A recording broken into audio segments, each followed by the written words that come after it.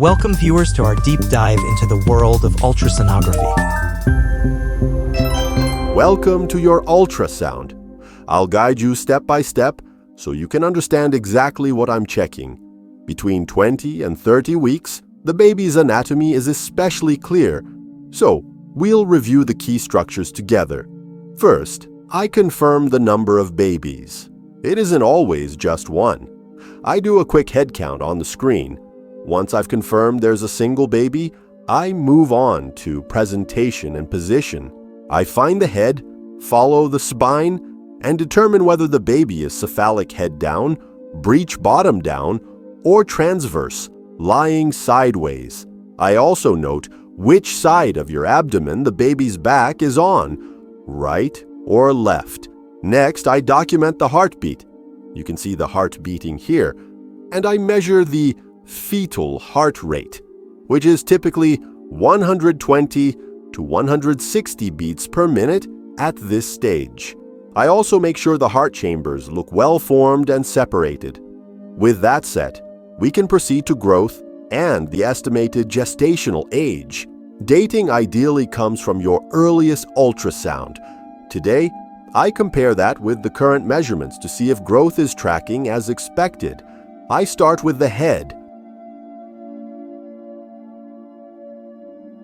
I measure the biparietal diameter and head circumference on the correct plane. Then I take a quick look at the cerebellum and the cisterna magna. Very rarely these can show abnormalities, and if anything unusual appears, I'll explain calmly what it means and the next steps. I also check the lateral ventricles, the normal fluid spaces inside the brain, to be sure they're not enlarged. Next, the abdomen. I measure the abdominal circumference. This one can swing the weight estimate if it's not taken precisely. The correct slice shows the stomach and the umbilical vein at the portal sinus, with no ribs in view. I confirm the stomach is on the left, assess the liver and the abdominal wall to be sure there's no herniation. Verify the kidneys are in their usual positions without dilation of the collecting system, and visualize the bladder filling and emptying as needed.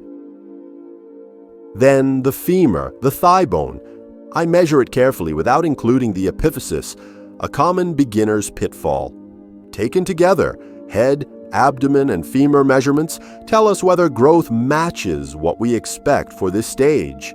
I also assess the face, the profile, and the lips, checking for smooth continuity to screen for cleft lip. I sweep down the spine to confirm alignment and a continuous line of the bony elements. I review the placenta's location, the umbilical cord insertion, and the amniotic fluid. I measure the largest fluid pocket. A typical deepest pocket falls roughly between 2 and 8 centimeters.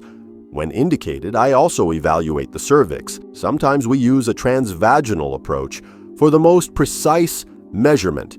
Lastly, but never least, the baby's sex. We have a separate video focused just on how we assess sex. If this walkthrough helped you understand your ultrasound, please like and share, and leave your questions in the comments. I'll answer everyone.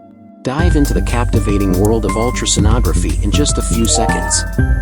Hit subscribe and boost your ultrasonography expertise.